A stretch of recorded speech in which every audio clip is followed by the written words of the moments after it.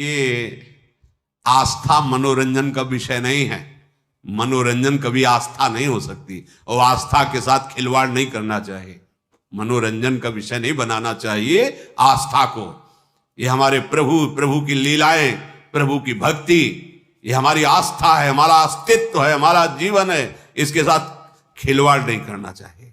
ये श्रद्धा और विश्वास और भावना का है। जो इसको मनोरंजन बनाता है, मानो हमारी आस्था के साथ, हमारी भावना के साथ खिलवाड़ करता है। सावधान, मन भंजन करके और भगवत प्रेम अनुराग में डुबोने वाला ये भगवान का पावन चरित्र, भगवान की लीलाएं, भक्तों के चरित्र हैं। इनको हम मनोरंजन न समझें। चलो थोड़ी देर देख लेते, थोड़ी देर सुन लेते हैं, नहीं, ये परम सच्चिदानंद है। इसीलिए हम लोग अपनी आस्था के साथ खिलवाड़ करते हैं। जो मन आता है वो नाटक बनाते, जो मन आता है वो नाटक देख लेते, जो मन आता है। ऐसे नहीं है। ये हमारी आस्था का विषय है, ये हमारे अस्तित्व का विषय है, ये हमारे जीवन का विषय है। इसके साथ खिलवाड़ नहीं होना चाहिए। देखो, हमारे प्रभु जैसा ना तो कोई था, ना है, ना होगा। ये अनादि अनंत महामहिम भक्तजन कुछ उनकी लीलाओं का अनुकरण करके तन्मय होते हैं। उसकी भी लीला की एक मर्यादा है। जिस समय हमारे ठाकुर मुकुट धारण करते हैं, महारानी जी की चंद्रिका, तो स्वयं रासाचार्य जी को देखा साष्टांग दंडवत और आरती करके, जय जय, मुकुट विराजमान, चंद्रिका विराजमान। लीला महासुख प्रदान करने वाली, हजारों को भक्त बना दिया भगवत लीला अनुकरण ने इस जीवन को भी। अगर वो लीला अनुकरण न देखते तो कैसे, क्या रास है, क्या ये मनोरंजन नहीं है। ये हमारी आस्था है, हमारा जीवन है, बहुत मर्यादित। हमने देखा है एक एक शब्द, एक एक कदम, क्योंकि ये केवल मनोरंजन नहीं, ये हमारी कृष्ण लीला, हमारे भगवान श्री हरि की रामलीला, या हमारे भगवान के पावन चरित्रों को मनोरंजन बनाया जाए। अपराध है, दंड भोगना पड़ेगा। लिख लो, हमारे प्रभु के पावन चरित्रों को यदि आप मनोरंजन बनाओगे, यदि उनका उपहास करवाओगे, जो मर्यादा रहित चेष्टा करोगे, तो कोई भी हो दंड भोगना पड़ेगा। यह अपराध है। बुद्धि भ्रष्ट हो जाएगी, लोक में निंदा होगी और आपको लाभ कदापि न यहां न वहां। यह हमारा जीवन है। इसी के सहारे से हम भगवदानंद की अनुभूति करते हैं। देखो, गोपीजनों ने लीला अनुकरण किया भगवान की। हमारे परम पूजनी ब्रजवासी जन भगवान की लीला का अनुकरण किए। लीला अनुकरण भगवत प्राप्ति का एक सुदृढ़ भाव प्रकट करता है। हम भगवान के चरित्रों को सुन रहे हैं या भगवान के लीला चरित्रों का अनुकरण देख रहे हैं, यह हमारी आस्था का विषय है।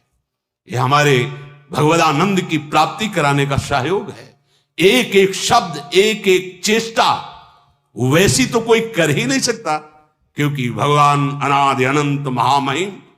तो उनके कुछ वो पावन चरित्र जो नरलीला से संबंधित हैं, जिनको हम देखकर भाव में डूब जाए, जिनको हम देख करके राममय हो जाएं, कृष्णमय हो जाएं, ये लीलानुकरण की पद्धति महाप्रभु हरिवंश चंद्र जी ने रासमंडल में सर्वप्रथम लीला का प्रादुर्भाव किया, अनुकरण लीला का।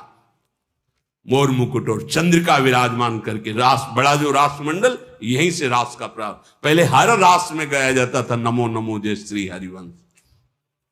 ये रास विलास प्रकाशित करने वाले आचार्य महापुरुष जन प्रगट है। तो जो सत्संग है, भगवान के चरित्र हैं, भगवान के गुण हैं, बोलने वालों में, दिखाने वाले और देखने वाले, तीनों को समझना चाहिए कि ये केवल मनोरंजन का विषय नहीं है, ये हमारे आराध्य देव का विषय है। ये हमारे प्राणों पर आघात होगा अगर शब्द बिगड़ गए तो, अगर लीला अनुकरण की मर्यादा बिगड़ गई तो। देखना, सुनना और बोलना तीनों सावधानी के साथ होने चाहिए, क्योंकि ये हमारा जीवन, हमारा प्राण है। और अगर ये बिगड़ गया तो संभालेगा कौन? फिर कौन संभालेगा? ये बड़े बड़े ब्रह्म ऋषियों ने जो समाधि में देखा वही लिखा।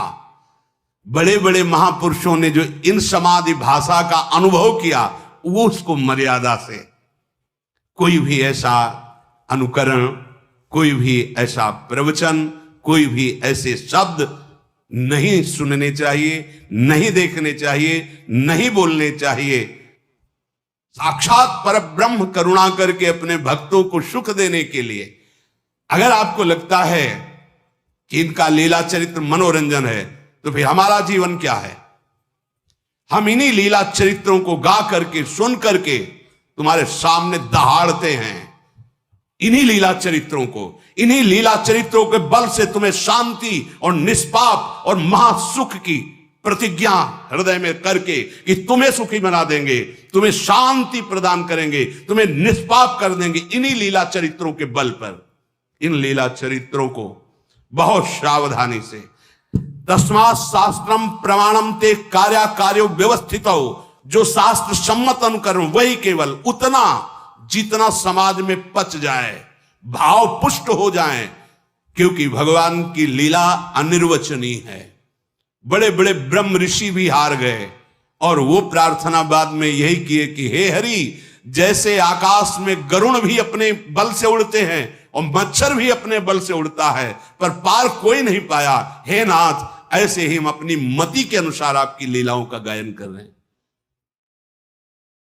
जैसा मनाया वैसा छवि बना दिया, जैसा मनाया वैसा अनुकरण कर दिया, जैसा मनाया वैसा बोल दिया। नहीं नहीं नहीं, ये हमारा हृदय है, हमारा प्राण है, हमारा धर्म है, हमारा जीवन है, हमारा अस्तित्व है। यही होगा, कलयुग का प्रभाव यही है, हमारे अस्तित्व को मिटाने में। हमारे प्रभु का क्या, जिनको देख करके हमारा हृदय निष्पाप और रोने लगे और जीवन अधर्म से हटकर धर्म की तरफ चले। ये मनोरंजन नहीं है भगवान के पावन चरित्र। ये मन का नाश करके जो असत वृत्तियों से युक्त है, सतवृत्ति में लगा दिया गया। कौन ऐसा है जिसने हमारे भगवान के पावन चरित्र को सुन करके भगवत प्राप्ति न की हो? कोई एक उदाहरण, रत्नावती जी केवल भगवान की वार्ता सुनकर भगवत प्राप्त हो गई। ब्राह्मण पत्नियां मथुरा केवल भगवत वार्ता सुनकर भगवान को, ऐसे करोड़ों अनंत भक्त हो गए जो लीला अनुकरण दर्शन और लीला चरित्र श्रवण से भगवत प्राप्त महात्मा बन गए। जगत को तारने की सामर्थ्य आ गई। आज हमारी बुद्धि इसे मनोरंजन में ले रही।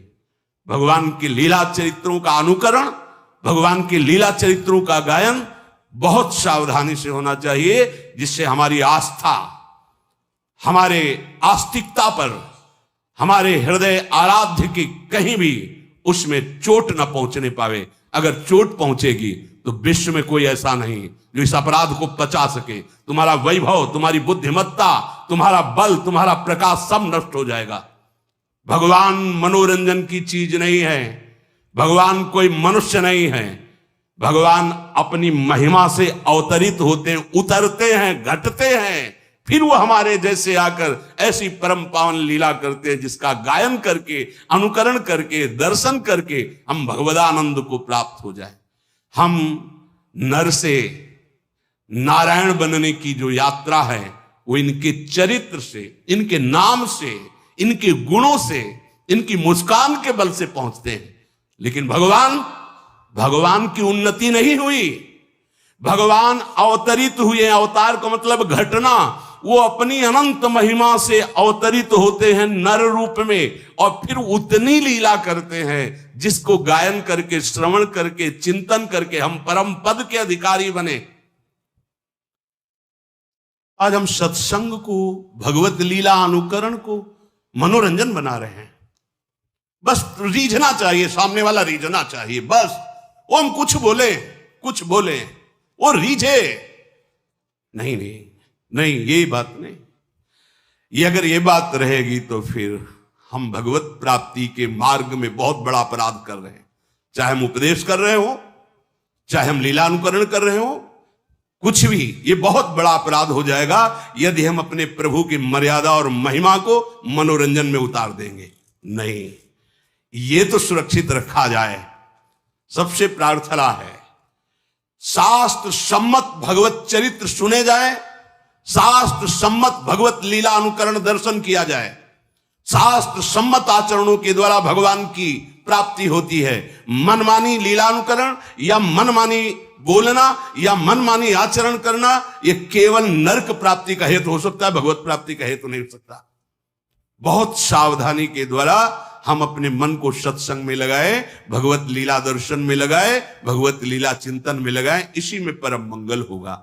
ऐसे करुणा निधान भगवान के जो चरणों का आश्रय, कैसे हम समझ पाएंगे कि हमारे वो भगवान है? जहां राम शब्द जुड़ा, कृष्ण शब्द जुड़ा, वहां हमारा जीवन जुड़ गया, हमारा प्राण जुड़ गया, हमारी गर्दन झुक गई। राम शब्द निकलते ही, कृष्ण शब्द निकलते ही अगर कोई बोलता है सामने से जय राधे, तो हमारी गर्दन झुक जाती है कि तुमने राधा बोला। उन हमारे प्रभु के पावन चरित्रों को बहुत संभाल के बोला जाए, बहुत संभाल के अनुकरण किया जाए, नहीं तो कोई पावर नहीं तुम्हें लगता है, लेकिन तुम देख लेना परिणाम में पतन हो जाएगा, नाश शब्द तुम्हारे जीवन में जुड़ जाएगा। ये उपहास का विषय नहीं है भगवान श्री राम कृष्ण का पावन चरित्र, ये मनोरंजन का विषय नहीं है कि तुम जैसा चाहो वैसा बोल लो, नहीं, ऐसा नहीं है, ये नहीं है। ये धन कमाने का विषय नहीं है, ये परम धन कमाने का विषय है, परमानंद प्राप्ति का विषय है। आज हम अपनी मर्यादा से विचलित होते चले जा रहे हैं। जैसा मन आए वैसा संत का नाटक बना दो, जैसा मन आए वैसा भगवंत का नाटक बना दो, केवल मनोरंजन करना चाहिए बस। सत्य वस्तु को ऐसे मनोरंजन में नहीं प्रदर्शित किया जाता। जो मन आवे सो बोल दे। सामने जो ग्रंथ रखा है तुम्हें उसी को आधार बनाकर चलना है। अगर कृष्ण चरित्र है तो तस्मात् शास्त्रम प्रमाणम, रामचरित्र है तो तस्मात् शास्त्रम प्रमाणम। आप चाहे बोले चाहे लीलानुकरण करे, तस्मात् शास्त्र, एक भी शब्द शास्त्र प्रतिकूल बोला तो यह मत समझना कि शास्त्र खिलवाड़ है या भगवान के चरित्र ऐसे ही गा दिए गए हैं। तुम्हारे सामने जब दंड उपस्थित होगा तो तुम भोग नहीं पाओगे। हिरण्यकश्यप जैसे तुम नहीं हो कि ऐसी तपस्या करके त्रिभुवन विजेता बन गया, या रावण जैसे तुम नहीं हो, उनको भी धूल धूसरित कर दिया, वो पावन चरित्र है। इसलिए सावधान। भगवान का चरित्र देख करके सुन करके हम अपने जीवन को भगवत में बनाते हैं। महापुरुषों ने बनाया है और आगे बनाते रहेंगे। हम इस चरित्र की गरिमा को रखें, हम अपनी आस्था को सुरक्षित रखें। जहां शास्त्र सम्मत वार्ता ना हो नहीं सुननी, जहां शास्त्र सम्मत लीला अनुकरण नहीं देखना, हमें हमारे प्रभु के प्रति भाव बढ़े, ऐसा सुनना है, ऐसा देखना है, ऐसा बोलना है। हम जीवन अर्पित करें अपने प्रभु पे। ये भारत भूमि है जिसको शास्त्रों में वर्णन किया गया कि अहो भाग्य, धन्य भाग जो भारत भूमि में जन्म लिया। और भारत भूमि में देखो राम अवतार, कृष्ण अवतार, कौन से ऐसे भगवान के महातीर्थ महामहिम नहीं जो भारत भूमि में ना हो। ये मनोरंजन का देश है। आज यही तो हो रहा है। हम अपने जीवन को केवल मनोरंजन में ही बनाते चले जा रहे हैं। अब उसके लिए चाहे हमको जो बोलना पड़े, जो दिखाना पड़े, जो करना पड़े, नहीं भाई सावधान, ऐसा नहीं है। अगर हमारे प्रभु के साथ तुम्हारा खिलवाड़ शुरू हुआ तो तुम्हारे साथ वो खिलवाड़ शुरू होगा कि तुम संभाल ही नहीं पाओगे, क्योंकि त्रिगुणात्मिका माया उनके आदेश से चलती है। तुम्हारा धन, तुम्हारा वैभव, तुम्हारी बुद्धिमत्ता, तुम्हारा पद मिट्टी में मिल जाएगा। ये भगवान के पावन चरित्र हैं, भगवान के पावन गुण है। संभाल कर बोलो, संभाल कर सुनो, जिससे तुम्हारा भाव बढ़े, तुम भगवदानंद को प्राप्त हो। श्री राधा वल्लभ लाल की।